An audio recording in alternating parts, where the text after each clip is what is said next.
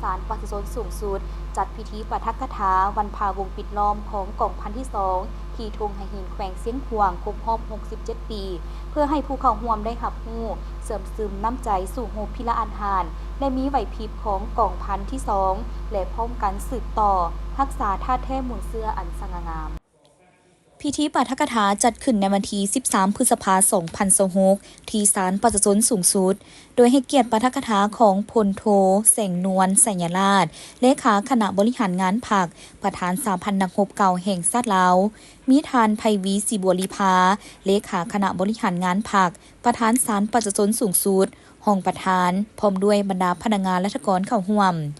พลโทแสงนวลสัญราชได้ยกให้เห็นประวัติความเป็นมาของการพาวงปิดล้อมของกองพันที่2ในวันที่18 พฤษภาคม52 มิถุนายน 1959ในค่ำคืนวันที่18 พฤษภาคม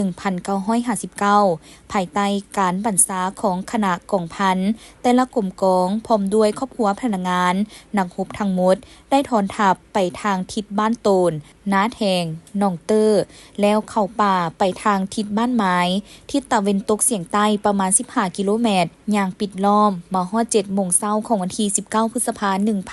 1959ศัตรูได้บุกเข้ายึดอาวุธกองพันที่2แต่พวกเขาตกสะเงอพออยู่ในค่ายมีแต่ความมิดเงียบว่างเปล่านับทั้งเหือนห้องแถวครอบครัวพนักงานทหารก็บ่มีคนพร้อมนี้ก็ยังได้ยกให้เห็นความหมายความสำคัญซึ่งการพาวงปิดล้อมของกองพันที่2แม่นไสสนาอันใหญ่หลวงของกำลังประกอบอาวุธเฮา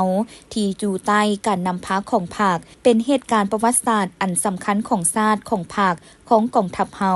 และเป็นบทเรียนอันล้ำค่าที่สุดให้แก่ขบวนต่อสู้ของกองทัพและประชาชนเฮาญาติเอาไสสนาในระยะต่อมา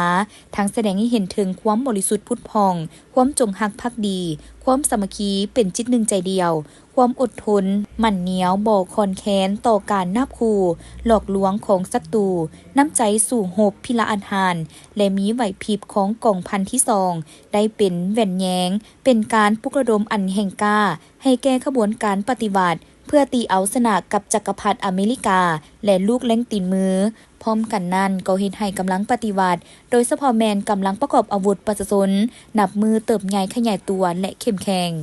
การจัดพิธีปาฐกถาในครั้งนี้ก็เพื่อเฮ็ดให้ผู้เข้าร่วมได้รับรู้เสริมซึมบรรดาเหตุการณ์การเคลื่อนไหวในแต่ละระยะบนเส้นทางปฏิวัติอันละเอียดละเอียวน้ำใจเสียสละเพื่อการปฏิวัติพร้อมกันสืบต่อรักษาท่าแท้มูลเสื้ออันสง่างามเข้าในการปฏิบัติหน้าที่วิงานของตนให้มีผลสำเร็จใหญ่หลวงกว่าเก่า